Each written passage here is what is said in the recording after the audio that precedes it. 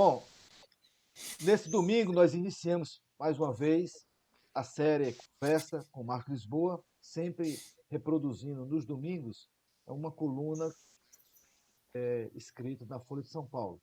É importante esse debate com Marx, porque sempre ele está levantando pontos importantes, pontos polêmicos, se concorde ou não, mas sempre ali tem muito conteúdo. E é importante, através aqui do nosso canal, de expor essas ideias e desenvolver mais as ideias pensadas por ele. E hoje nós temos como convidado aqui, para debater com o Marcos e trocar ideia com o Marcos, o nosso amigo Roberto Weller.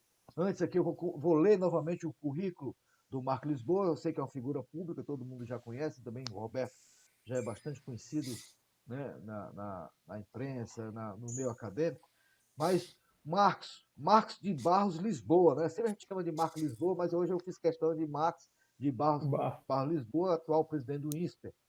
2003 a 2005 foi secretário de Política Econômica do Ministério da Fazenda do governo Lula, Lula 1. Então, se o Marcos diz que é liberal, ele trabalhou com Lula, né? Então, no início, lá de 2003. Então, essas coisas já passam a confundir. Muita gente, pô, o cara é liberal, trabalhou com Lula.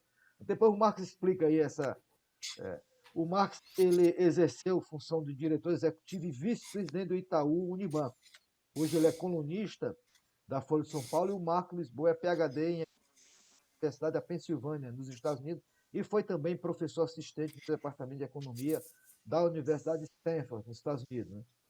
Marx também foi professor da Fundação Getúlio Vargas, formou aí muita gente quando ele esteve lá naquela época. Nosso outro convidado é um cearense, nos abandonou, né, foi brilhar em outras terras, Roberto Heller, grande amigo de longas datas. Roberto ele foi coordenador de graduação em economia, coordenador de pós-graduação, diretor de faculdade e hoje ele é novamente chefe de departamento de economia na Universidade de Brasília.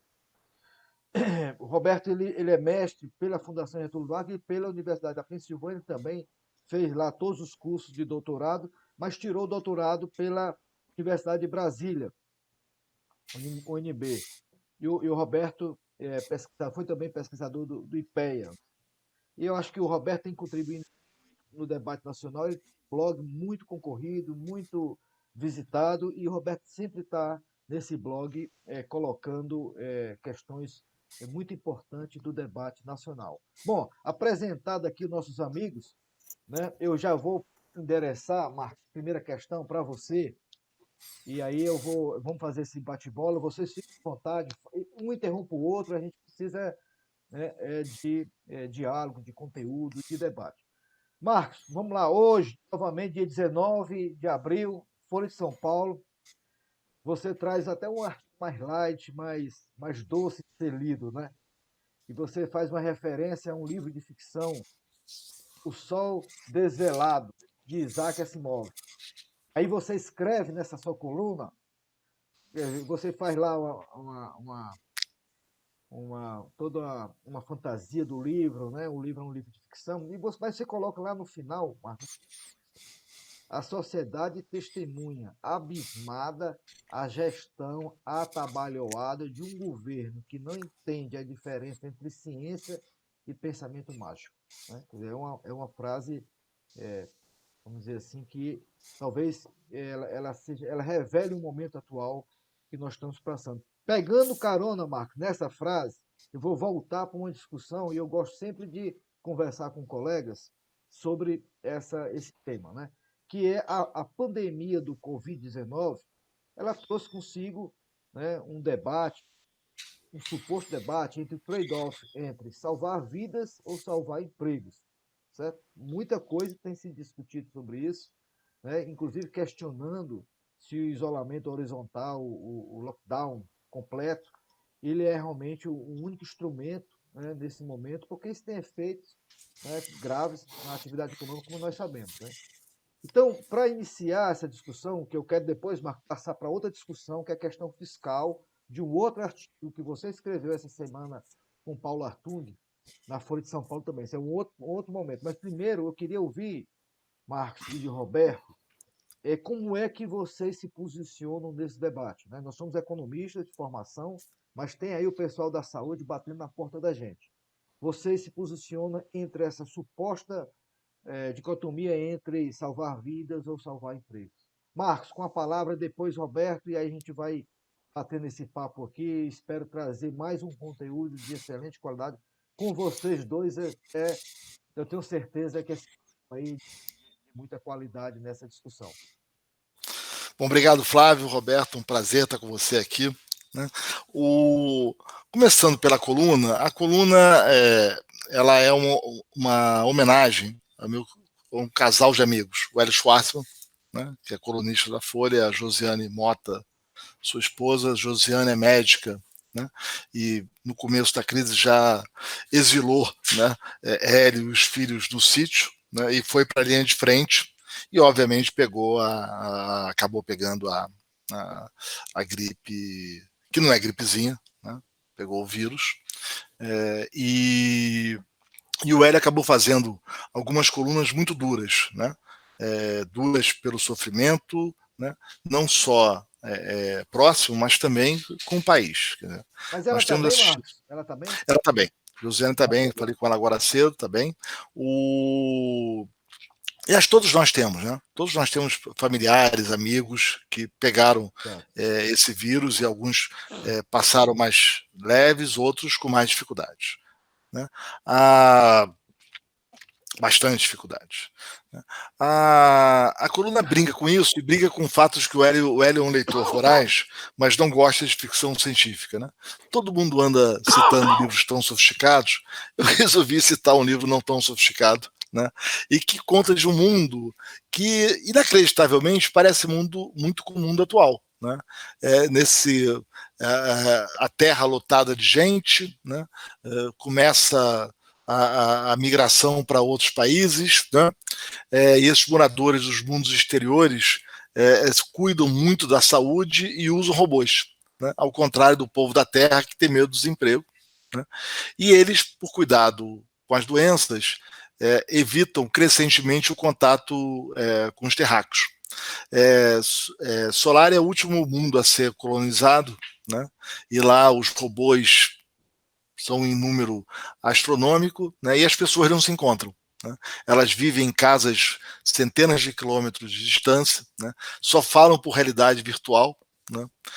E tem horror ao contato próximo. Né? E aí, nesse mundo estranho, tem um crime, chamam um terráqueo, né? Que sabe das vilezas dos homens para investigar o que aconteceu.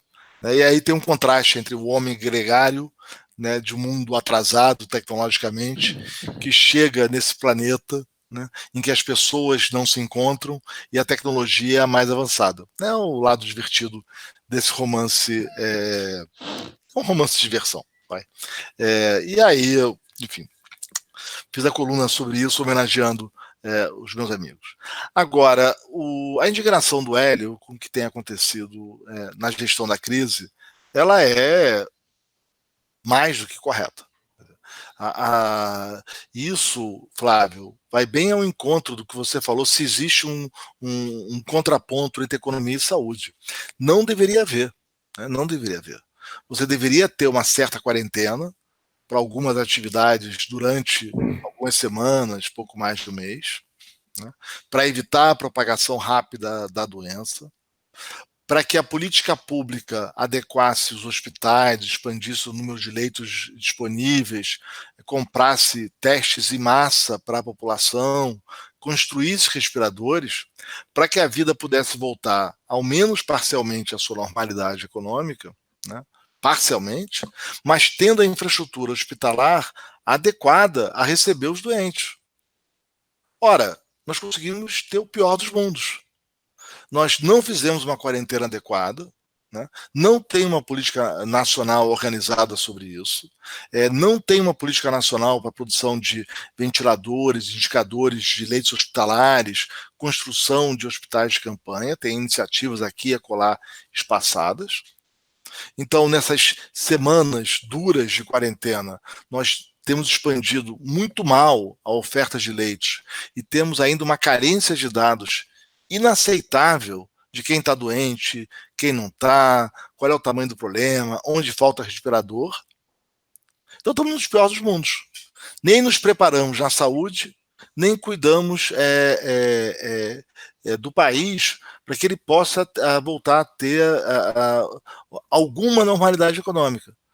Né? Então, o cenário hoje realmente é muito preocupante. Né? A incompetência do poder público nesta crise tem sido assustadora. Né? Tenta descobrir qual é o número de ventiladores que existem e onde estão faltando. Tenta descobrir onde tem problemas de falta de leitos de UTI e onde não tem. Né? As informações elas são inconsistentes o tempo todo. Então, nós não estamos cuidando da saúde, né? E muito menos da economia. Então, temo que essa seja uma crise que ela possa ser muito mais longa e sofrida no Brasil do que na imensa maioria dos países. Infelizmente, a gente está numa lista de países que reagiram com muita incompetência né, e descuido com a sociedade nesse grave momento. Né? Temos nós, tem o México, tem alguns poucos países que geriram tão mal esse momento. É um momento de muita preocupação. Marcos, e a própria troca de ministro da Saúde nesse momento, né? Mas a troca de ministro, Flávio, é a consequência de um governo que não sabe o que fazer. Né? O presidente fala uma coisa, o ministro fala outra. Agora, cadê os protocolos de saúde? Até agora não tem um protocolo de saúde? Como é que mais de um mês e meio depois do primeiro caso não temos testes em massa para saber quem está infectado, quem não está? Né? Cadê a coordenação da gestão dos equipamentos e de informação à sociedade? Né? Então a gente tem uma sociedade assustada, preocupada, né? E que houve informações desencontradas das autoridades que deveriam estar nos ajudando a resolver o problema e aparentemente estão preocupadas mais com filigranas políticas de terceira categoria. Aí, Roberto, grande Roberto, você que está com sua vida aí acadêmica muito ligado, né, a estudantes, a estudante de pós-graduação, né? Sua opinião sempre ela tem uma repercussão muito grande, né? Então, nesse debate, Roberto, entre saúde e economia, como é que você se coloca? Bom, Flávio, primeiro, obrigado pelo convite. Muito bom estar aqui conversando contigo, com o Marcos. Eu acho que são dois economistas, duas pessoas que sempre foram referência para mim. Então, é sempre bom encontrar para conversar. Nas linhas gerais, eu concordo com o Marcos. Eu acho que, primeiro, que esse trade-off que estão colocando é uma abordagem que eu não acho adequada. Você pode pensar até, quem sabe, olha, tem um efeito colateral aí, mas não é um trade-off, você não escolhe. Tem uma doença nova, estranha, que está parando o mundo por vários motivos e a gente está à liderança do pessoal da saúde. Não tem que ficar se contrapondo. Claro, a gente pode ter opinião como cidadão, mas isso não entende nada de vírus, nem de contaminação. Vamos ouvir esse pessoal. Agora a gente tem que alertar que existe esse efeito colateral e que a gente tem que trabalhar para que ele seja o menor possível, mas nunca se colocando como uma alternativa de dizer, vamos morrer todo mundo. Não é isso. Eu concordo com o Marco, a gente pegou um caminho muito infeliz aqui no Brasil, de certo ponto se achar que estão fazendo isso para prejudicar A ou B. Isso é uma coisa do mundo todo, Estados Unidos, a Europa, a Rússia, a China. Então, tem que sair dessa história de trade-off e começar a pensar, olha, tem um problema principal, que é a Covid-19, e o que os médicos estão nos oferecendo no momento, e vamos lá, eles estão trabalhando a beça para achar uma saída mais razoável, mas o que tem hoje, que é fique em casa, tem um efeito econômico sério, mas é um efeito colateral, não faz sentido a gente tentar, não, vamos abraçar a doença para evitar o efeito colateral. Isso não faz sentido em lugar nenhum do mundo. Então, eu acho que é esse o caminho. E também lamento esse caos que a gente está aqui no Brasil, não dá para entender, briga, troca o ministro, concordo, era inevitável do rumo que tomou, aí ontem já vai lá provocar de novo um ministro novo, é difícil trabalhar assim, olha, eu não queria trabalhar, eu tenho certa gratidão por esse novo ministro, porque deve ser difícil demais aceitar trabalhar já numa pressão horrorosa, que é a de uma pandemia, com esse tipo de confusão o tempo todo. Eu espero que, quem sabe, esse ministro consiga conversar com o presidente. Roberto, e Marcos, surge aí, só para finalizar esse ponto, surge aí uma discussão sempre, numa suposta proposta alternativa de isolamento vertical, ou seja, você isolar os mais idosos da casa e permitir que os outros possam circular livremente. Como é que vocês veem essa proposta, Roberto? Depois o Marcos. Olha, Flávio, eu não sei, eu volto a dizer, eu não sou médico, eu não sei como é que funciona o mecanismo de contaminação. Mas como cientista social, e apesar de eu ser um cara mais macro e tal, a gente acaba lendo os colegas e tal, eu acho isso complicado. Eu fico pensando com quem mora numa casa de 2 cômodos com um bisavô até o bisneto, entendeu? Que é uma realidade que tem no país, é forte. A gente não pode pensar aqui no plano piloto, ou no Rio, em Ipanema, e aí no Ceará, na Aldeota. A gente tem que pensar nesse pessoal que eu acho muito difícil isolar. Eu estava conversando com você antes, eu tenho uma certa dificuldade de convencer minha mãe a ficar em casa. Ela mora num apartamento, bom aí na Aldeota.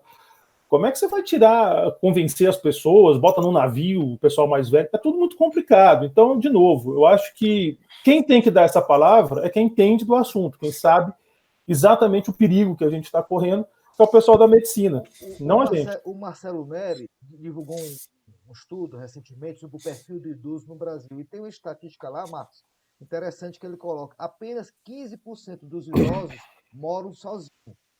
Pois é. Depois, 85% ou mora com filhos, com mais duas pessoas, ou com 3 pessoas, inclusive netos.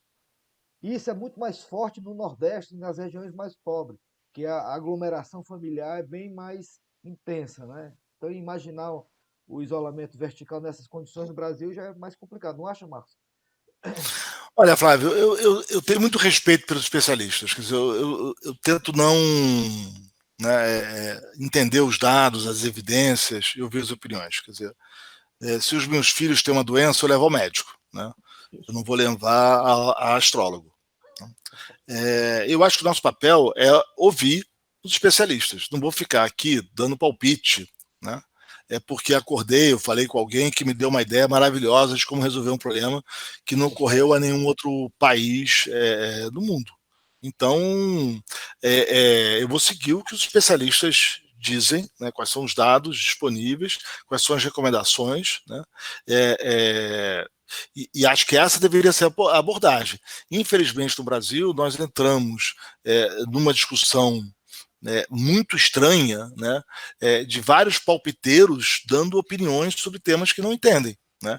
E, em vez de ajudar a sociedade a resolver com rapidez os problemas, nós estamos agravando a crise e não estamos tomando as providências necessárias. Eu volto ao meu ponto. Né?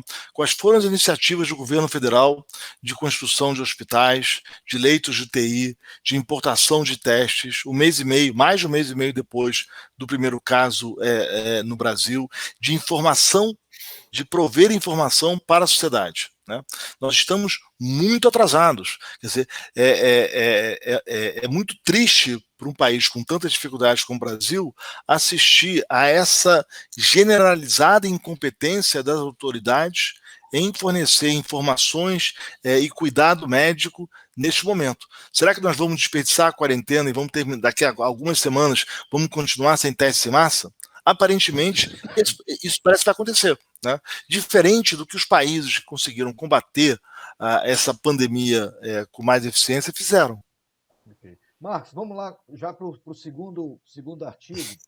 Esse é mais pauleira, viu, Roberto? Esse é mais pancada. Agora é animado.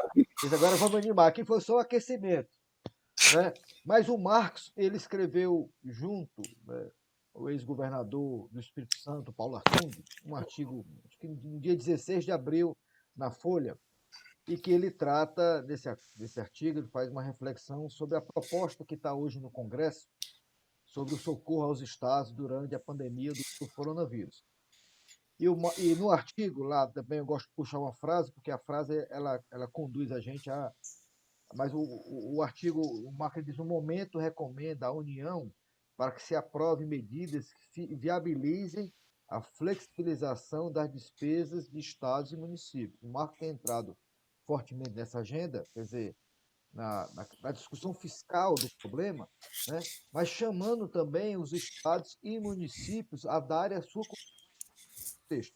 E aí o artigo, o Marcos ele elenca, junto com Paulo Artung, 6, vamos dizer assim, constatações. Né? E em cima dessas constatações ele desenvolve o argumento dele desenvolve a sua perspectiva do problema, né?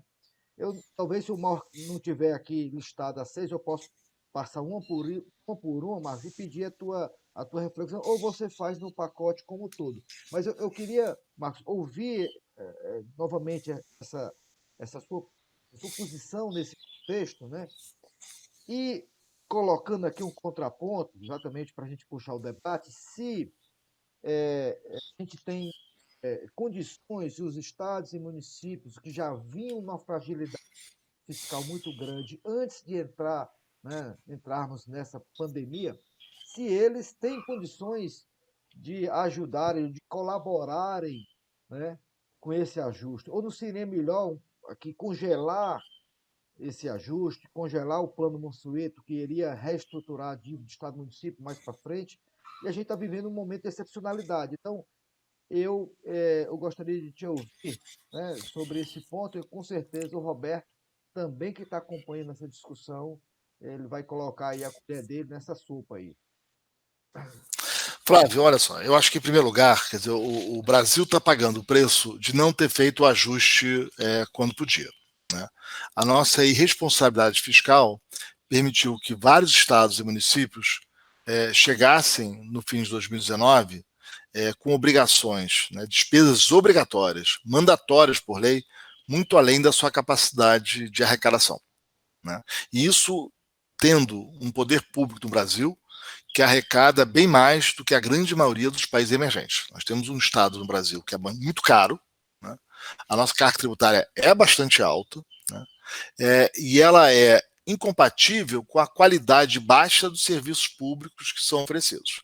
Então, tem muita pesquisa, né, olhando microdados nas diversas áreas, em educação, infraestrutura e por aí vai, comparando o quanto que o Brasil gasta e o quanto que nós temos de qualidade de política pública.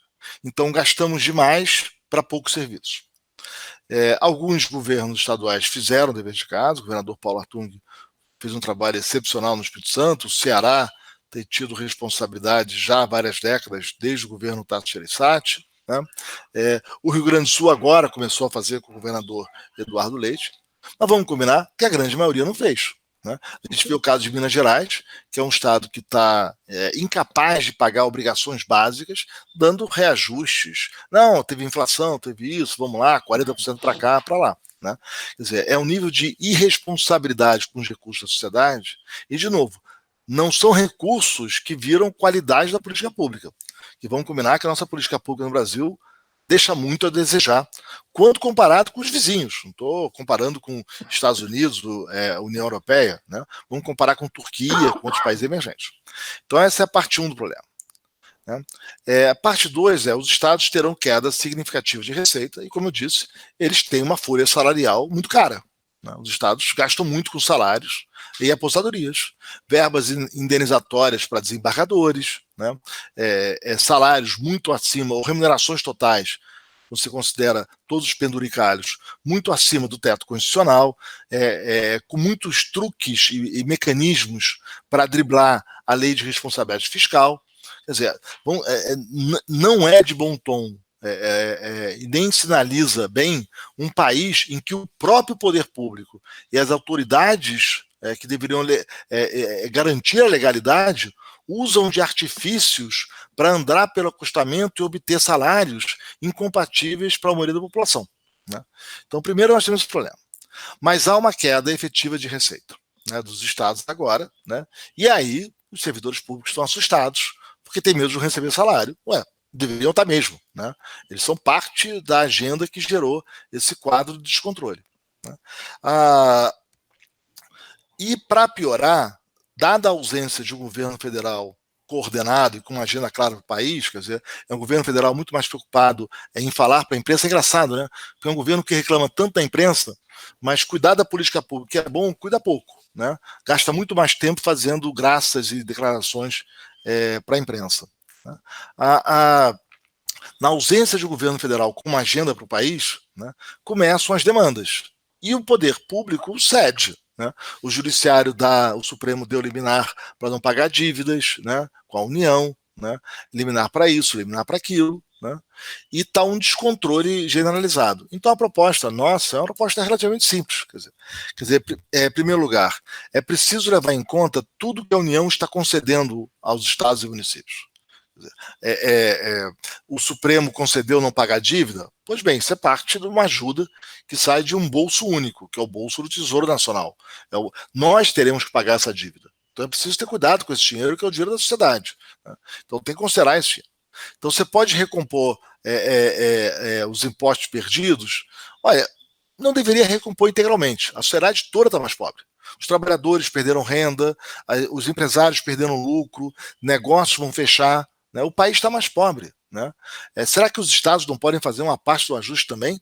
Será que não dá para reduzir uma parte dos salários dos servidores públicos, ou pelo menos reduzir os penduricalhos que ultrapassam o teto constitucional? Né? Será que desembargadores, neste momento, devem reivindicar indenizações de R$ 200 mil, sabe-se lá por quê? Né? Ou ter remuneração acima de R$ 40 mil por mês? Será que é adequado nesse momento isso para o país? Mas mesmo assim, você diz no seu artigo que boa parte, né, que está bloqueado pela própria legislação, né? Não, é uma legislação, mas, Flávio, não é só uma legislação, é uma invenção de normas o tempo todo. Você tem uma lei de responsabilidade fiscal, aí, né, tem teto com gasto com pessoal, você tem uma série de restrições. Veja bem, né, pensionista está fora do teto com salário. Como assim? Não, pensionista não é salário, está fora. Não, o imposto de renda que eu pago não pode contar como gasto de pessoal. Olha a criatividade desumana que é adotada para evitar cumprir a lei, cumprir as regras, cumprir as normas, né? Então, em primeiro lugar, isso. Quer dizer, eu acho que a União, nesse momento, deve ajudar os estados e municípios, né, a recompor, pelo menos em parte, a sua arrecadação, mas tem que tomar cuidado. Né? Não pode olhar depois e falar a arrecadação caiu tanto, agora tanto. Porque já tem estado falando, não precisa pagar imposto. Né? Difere o pagamento do tributo. A União vai recompor. Né? Então está jogando no colo da sociedade as benesses que dão aqui e acolá. Então deveria ser um montante fixo por Estado, né, de ajuda, né, e deveria descontar o que eles já ganharam de benesses, por exemplo, por não pagar dívida com a União. Né? Deveria descontar esses valores. Né? E deveria ser muito parcimonioso. E, sobretudo, não entendo por que parar de pagar dívida com os bancos oficiais. Né? Como é que é isso? Vai parar de pagar dívida? Né? Por quê? Eu estou recompondo a sua receita. Você vai ter esse ano a mesma receita que teve ano passado. Por que vai deixar de pagar para os bancos oficiais o que você deve? Né? E o pior é que, para além disso, o Congresso também aprovou gastos adicionais com saúde. Então não é que precisa de dinheiro para a saúde. O dinheiro para a saúde está vindo com muita rapidez de aprovação do governo federal e do Congresso. Né? Se está sendo bem distribuído ou não, vamos fazer a discussão. Né? Mas, além do dinheiro da saúde, que é urgente, e essa deveria ser a prioridade do poder público, garantir os recursos para cuidar da saúde, do emprego e do salário das pessoas, você está transferindo uma quantidade ainda maior de renda, né, para pagar folhas de pagamentos e as aposentadorias dos estados. Né? Não parece ser o mais adequado nesse momento. Roberto, deixa eu só, já pegando carona do raciocínio do Marcos, de todo esse esforço que o governo federal está colocando, seja principalmente no auxílio emergencial também, que é um esforço na área fiscal, tudo isso vai gerar um déficit maior esse ano. Inicialmente, a lei estava previsto um déficit de 124 bilhões em 2020, mas aí o Mansueto já fala em 500 bilhões, 600 bilhões. A gente não sabe exatamente o tamanho do déficit, porque não sabe também o tamanho das medidas, né, que vão ser colocadas. E, como consequência desse déficit a mais, a dívida pública vai aumentar. Já fala-se aí em 90% do PIB, inclusive o Marcos coloca esse número no artigo dele. Né?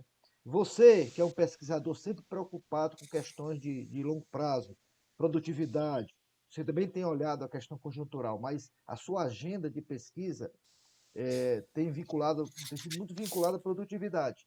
E no momento que eu gero um déficit a mais necessário que se diga para combater esse momento. Mas isso tem uma implicação fiscal, tem uma implicação macroeconômica, você vai gerar uma dívida maior para o futuro. Então, a equivalência ricardiana vai entrar em jogo aí, porque uma dívida maior no futuro, você vai ter que ter um esforço, né, maior de impostos ou menos despesa no futuro. Então, a questão é qual o tamanho desse déficit que seria razoável, né, desse suposto trade-off de curto e longo prazo. Quer dizer, qual o tamanho de déficit que eu devo deixar após Covid-19 para não inviabilizar o Estado brasileiro também após esse período. Então, talvez é nessa direção que o Marcos esteja chamando também os estados e municípios para darem a sua dose de contribuição para que a situação pós, né, Covid-19 ela não seja insustentável. Não é isso, né? Mais ou menos o que você está pensando. E você, Roberto, como tem essa sua agenda muito ligada à produtividade, você vai ter uma questão de produtividade aí colocada para frente, né? Então, como é que você vê todo esse debate agora? Eu vou começar a dizer, eu sei que o pessoal de internet gosta de treta, eu também gosto, bom é ver briga, mas não vai ter, porque eu li o texto do Marcos, eu gostei muito do texto do Marcos, eu já briguei com gente por causa do texto do Marcos e do Atung, porque eu concordo muito com o que eles estão dizendo, é por aí. E aí é difícil colocar número, porque a gente não sabe nem o tamanho do problema que a gente vai ter. O Marcos já fez na introdução comentários que o problema que pode ser até maior do que do resto do mundo. Eu não sei quando é que a gente vai voltar, tudo isso está em aberto. O que não pode, na minha avaliação, o que não pode de jeito nenhum é o seguinte, é começar a acreditar que não tem limite, que vai para onde quiser, que vale tudo. Porque aí a coisa vai desandar. Então, é esse o pensamento que começa a crescer, principalmente na Câmara, e eu não vou entrar em briga política aqui, porque eu acho assim, o governo errou muito, e não sou eu que vou ficar defendendo a série de erros. A própria economia, que tomou uma série de medidas, e eu fiz um apanhado recentemente, comparando em cima de um apanhado que um professor de Colômbia fez com o esforço de todos os países. O nosso esforço não é pequeno, não, é bem compatível com nossa renda. Roberto, esse apanhado está no teu blog? Está no meu blog, Eu vou colocar medidas aqui, de combate. Pode botar. Aqui, se me autoriza colocar aqui a referência, o endereço bota lá. do blog. Está lá, tem um paperzinho, ele faz os dados, medidas monetárias fiscais. Nós não estamos longe, nós estamos mais ou menos ali na América Latina e nos países do nosso meio, né? Então, nós estamos bem nesse negócio. Então, não vou nem dizer que não houve medida, as medidas estão aí. O que não teve foi uma coordenação de discurso, uma estratégia clara que a sociedade entendesse o que era. Isso não teve. Você vê que o auxílio começa com 200, vai para 500, na última hora o governo diz que é 600. Para lá, qual a estratégia que está por trás? Falam, tem que ser 600 para quem ganha Bolsa Família porque é justo. Justo é um conceito complicado. Eu podia dizer que justo ninguém vai ficar melhor do que estava antes. E aí você teria uma outra lógica. Não estou dizendo o que é sim ou não. Eu estou só dizendo o seguinte, tem uma confusão aí. Mas a Câmara, o Congresso, não pode se aproveitar disso para, em cima de uma filosofia de, olha, pode tudo, não tem limite, vamos gastar à vontade, impor essa filosofia, porque aí vai ser o caos.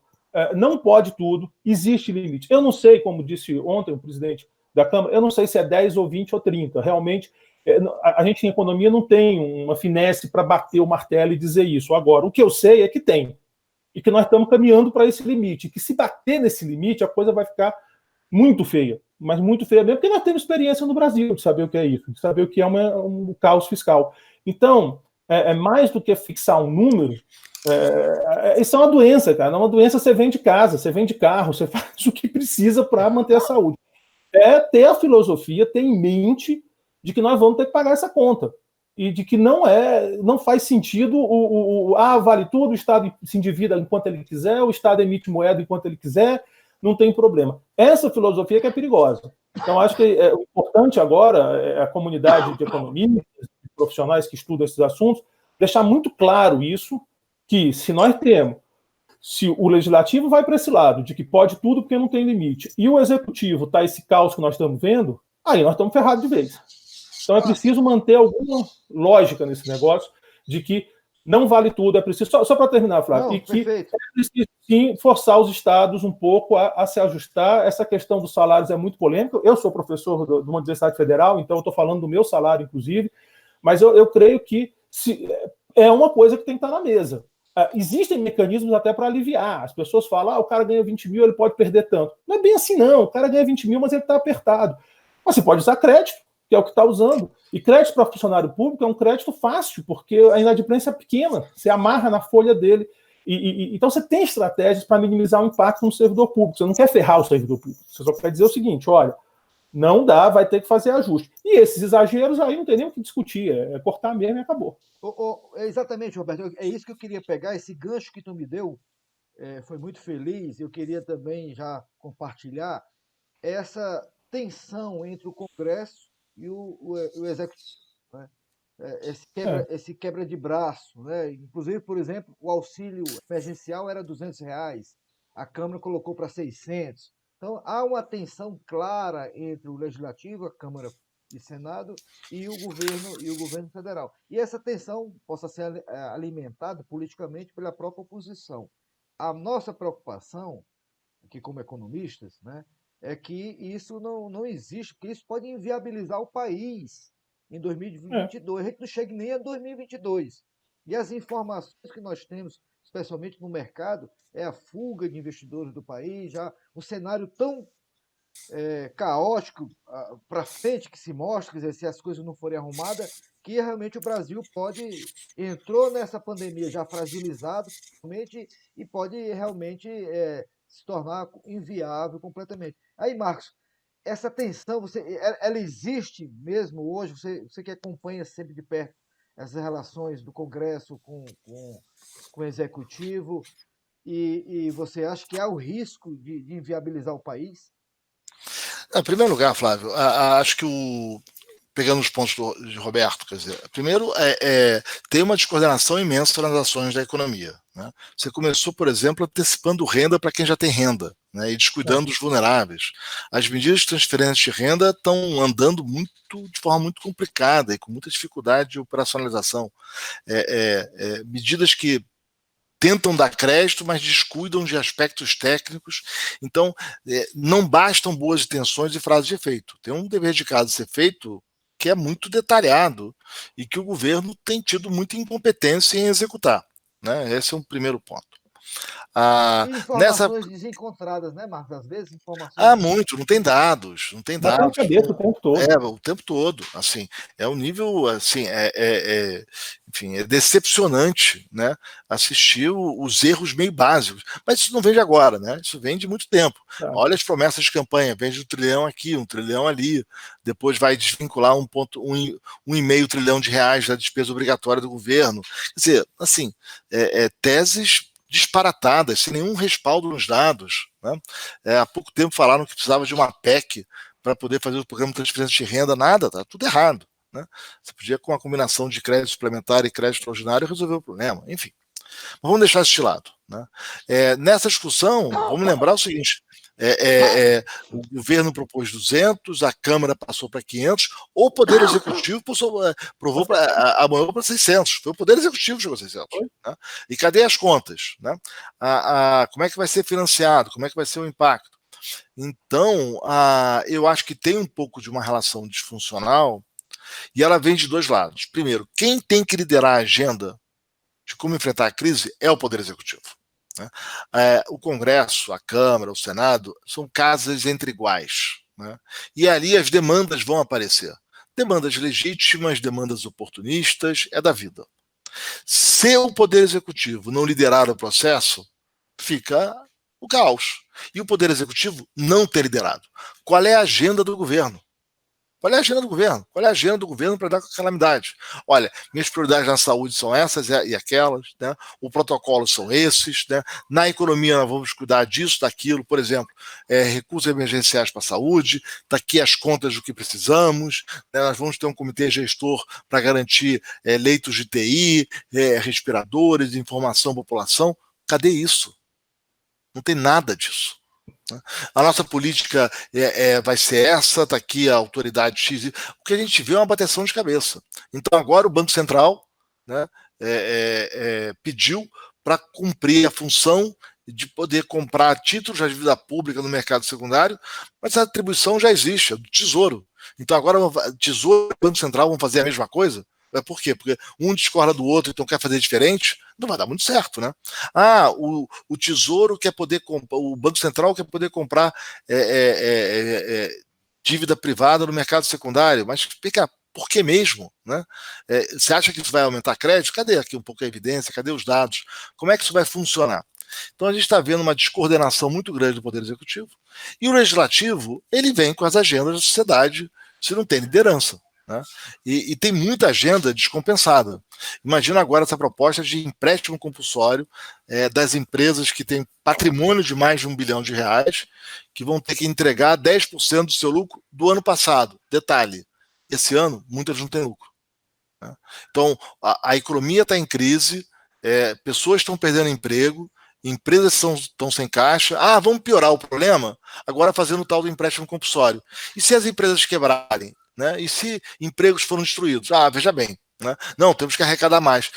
Nenhum país que eu estudei, o INSPER levantou 43 países do mundo nesse momento. Ninguém fez medida de aumentar a arrecadação. Então, que disparate é esse de discutir aumentar a arrecadação nesse momento? Querem ajudar a quebrar o país? Não sabem a situação que estão as empresas?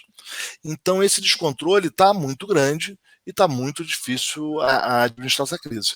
Mas, de novo, quem tem que ter liderança nesse momento é o Poder Executivo. O Roberto, quer completar? Eu concordo, a liderança é do Executivo, essa é a nossa tradição, mas dado que não existe essa liderança, ou que está muito comprometida, eu acho que nos resta apelar para os setores do Congresso que, historicamente, têm um compromisso com estabilidade, com essa coisa toda, e chamá-los a atenção de que não dá para embarcar nessa história de que pode tudo. Essas demandas, elas são malucas. Isso é um pouco o trabalho nosso também, de fazer essa quase militância, de dizer, olha, não dá por aí. Não é que você está querendo esconder. Então, o Executivo é um caos aquilo ali, é assustador o que está acontecendo. Um diz uma coisa, outro diz outra. Eu até acredito nesse discurso que agora resolveram emplacar de que vinha tudo muito bem quando chegou o corona. É péssimo, porque se vinha tudo bem, a gente tem espaço, entendeu? Tem que dizer a verdade, porque não vinha. A arrecadação de semestre estava caindo a nível nacional em janeiro, comparado a 2019, em fevereiro, comparado a 2019. Não ia ter crescimento alto, a gente estava muito ruim, a situação fiscal é muito ruim, isso pegou a gente numa hora péssima, a gente tem que dizer a verdade. Então eu concordo plenamente, assim, eu não estou aqui defendendo, nem é meu interesse defender o que está acontecendo no Executivo, eu acho que está muito errado o que está acontecendo no Executivo. Agora, nós não podemos, o que eu vou fazer, sentar e chorar? Não dá, entendeu? Então o que sobra, eu acho, é fazer um apelo incisivo, se for necessário, para que esses setores do Congresso que tem um pouco mais de histórico, gente, olha, não entrem nessa, porque senão você vai destruir o país. Eu vou dizer como Flávio, aí não vai ter nem em 2022. Por mais que esteja irritado, o fato é que o presidente, apesar desse caos todo, ele tem uma certa popularidade, aí não dá para falar em afastar o presidente, eu sei que é até engraçado eu falar isso, mas como é que vai afastar o presidente sem com manifestação popular proibida? Não dá, entendeu? Isso sim seria complicado. Então a gente tem que, dada essa realidade difícil que a gente está, procurar as alternativas. E uma alternativa aqui, quase que deixando um apelo, é que esses setores do Congresso, que eles são fortes, se articulados, se não puderem liderar, e não podem, pelo menos evitem o caos. E é esse o rumo que vem sendo tomado de uma semana para cá, eu acho que entrou numa dessas. Assim, olha, o Executivo está maluco, eu vou ficar maluco também, vamos pro Vale Tudo. E isso é péssimo, Flávio. Isso é péssimo porque nós estamos do barco, entendeu? Nós vamos ter que responder por isso e não vai ser fácil. Então, meu apelo é nesse sentido, não é de querer... Eu entendo, a liderança do Executivo não está sendo executada, mas isso há muito tempo, sabe? Em todos os sentidos. Aí o outro vai e fala que tem 40 milhões de testes que um amigo vai dar, ninguém vê esses testes, e é tudo trilhão para cá, para lá, mas não dá para embarcar nessa esses setores do Congresso que são fortes e que têm condições de, se não de liderar, pelo menos de equilibrar. E o mesmo os governadores, Flávio, inclusive aí do Ceará, é um governador que é do PT, todo mundo sabe que eu tenho muita implicância com o PT, mas é um governador que tem um histórico de mostrar muito centrado. Compromisso, seriedade, e está na hora desses governadores levantarem essa bola e dizer, olha, gente, não dá para querer... As duas medidas que chamaram a atenção depois do Congresso autorizar a ajuda foi uma decisão da LERJ autorizando o governador a dar aumento a servidor e uma decisão da Alesp autorizando aumento para Tribunal de Contas. Então, esses governadores têm que dizer, olha, não vai ter aumento. Não está na hora, gente. A coisa é feia, não dá para contar com a União. Está todo mundo no mesmo barco e o barco está furado. Vamos trabalhar. Então, esse é o apelo que eu falo. Não é querendo livrar a cara de quem... Não, ali o caos está feito, mas vamos tentar se salvar, né? Vocês dois que são dois grandes especialistas em olhar para frente, né? Vamos dizer assim. E sempre nesse momento, nosso internauta, quem está acompanhando o nosso canal, fica pensando, e aí, o que é que vai acontecer para frente, né? O Marcos liderou, junto com Alexandre Sheikman, em 2002, um documento espetacular chamado Agenda Perdida, que lá deu as bases para o governo Lula, né? O primeiro governo Lula, Marcos. Como é que a gente iria recompor a agenda perdida nesse momento, né? Quer dizer, o que é que a gente traria daquela agenda para agora? E aí, como o Roberto estava falando, uma série de reformas vinham em curso, reforma da Previdência, a tributária começou a ser discutida, são questões fundamentais que dariam os alicerces para o crescimento de longo prazo sustentável e aumento de produtividade. Assim. Que agenda você poderia imaginar que pudesse ser resgatada nesse momento, à luz da Flávio, agenda perdida? primeiro deixa eu resgatar aqui um pouco que o Roberto falou, que talvez não esteja no radar de muita gente. A economia não estava bem. Né? Os dados de janeiro, fevereiro estavam muito ruins. Né? A economia decepcionou no quarto trimestre, os indicadores de crescimento estavam baixos e, para agravar, você estava tendo um começo de saída maciça de investimento estrangeiro do Brasil, que continuou. Né? As pessoas talvez não tenham percebido isso, mas os estrangeiros, inicialmente, e depois muitos brasileiros desistiram do Brasil. Por O quê, dinheiro está indo Marcos? para fora. Por quê? Porque o Brasil é um país caótico. Porque o nosso sistema tributário é caótico, não tem nada comparável no resto do mundo. É inacreditável a discussão tributária no Brasil. Né? Você inventou conceitos que não tem em outros países, o conceito de renda, a PIS/COFINS vira imposto sobre renda, né? Você tem imposto na origem, você tem esses regimes tributários todos amalucados, né? Que gera esse contencioso imenso. Flávio, valia a pena um dia conversar exclusivamente sobre o sistema tributário. E as pessoas têm que entender o seguinte: nós temos um sistema tributário sem comparação com nenhum país arrumado do mundo. E é um sistema tributário que induz investimento em atividades improdutivas. Né? As nossas regras de comércio exterior, igualmente, né? Elas são regras que bloqueiam a chegada de tecnologia no Brasil. Né? Nós temos uma insegurança jurídica, né, para investimentos de longo prazo que dificulta construir estradas, Marcos, portos. um detalhe: a própria reforma da Previdência já não foi uma amostra de maturidade da sociedade brasileira, já foi um avanço muito Eu grande. acho que não, Flávio. Ela veio atrasada, era uma reforma para ter vindo há 20 anos. Né? Ela veio pela metade, ela não incluiu estados e municípios. Né? Então, não, ela veio tarde demais. Né? E ela não gera nenhuma economia, não tem economia de 1 trilhão, 800 bilhões, ela apenas reduz a velocidade de crescimento dos gastos. Nós estamos muito atrasados nessa agenda de reforma. Então, tem uma boa notícia e a má notícia. A má notícia é: o Brasil está ficando mais pobre há muito tempo. Né? O Brasil vem empobrecendo em relação aos demais emergentes há mais de 20 anos, há 25 anos. Nós estamos ficando mais pobres do que Tailândia, Indonésia, né? A China. Os países estão passando o Brasil. Daqui a pouco a Colômbia passa o Brasil, daqui a pouco o Peru passa o Brasil. O Brasil está ficando para trás, né? Com essa agenda torta que tem. Né? A boa notícia é que tem muita coisa para corrigir. Né? Mas, né, a dificuldade do Brasil enfrentar de fato construir uma agenda positiva de crescimento é que a gente parece sempre refém desses grupos de interesse. Né? São os pequenos cartéis, oligopólios e grupos organizados que falam: ah, não, veja bem, o meu privilégio não pode ser mexido. É o servidor público, em alguns lugares, né? São as empresas que dependem das regras de conteúdo nacional, né? É quem depende de um regime tributário privilegiado. Né? É um grupo pequeno de serviços que fala: ah, não, veja bem, eu não quero pagar imposto como a indústria. Né? Então o Brasil fica bloqueado por esses grupos de interesse. E nós não conseguimos fazer uma agenda que seria boa para o país. Né? Cada grupo parece falar o seguinte: olha, primeiro mexe com os demais, depois mexe comigo. Né? E nós estamos nesse jogo paralisados há muito tempo. Né? A nossa reação à crise reflete o desastre da política pública que nós temos tido há muito tempo. Né? Novamente, você, em vez de estar discutindo saúde, cuidado com a população, cuidado com o emprego, tem que discutir transferir recursos para pagar a folha de pagamentos dos estados, evitar que o governo do estado do Rio de Janeiro perca a SEDAI porque não pagou a dívida. né? Ou tentar ajudar o governo de Minas Gerais, que deu aumentos, aí, reajustes irresponsáveis para os servidores. E não é de agora. Tá? Quer dizer, o governo atual de Minas Gerais é a última etapa de gestões desastrosas, né? Que levaram ao estado falimentar que ele se encontra. E agora querem que a sociedade pague pelo preço, né?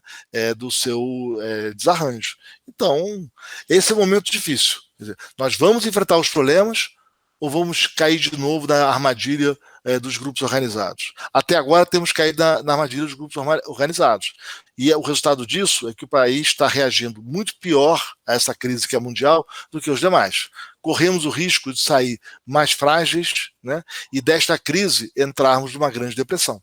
Roberto, o Marcos toca o ponto que ficamos realmente mais pobres e já vimos mais pobres lá atrás. Você que tem acompanhado esses números da produtividade do Brasil vis-à-vis a outros países, né?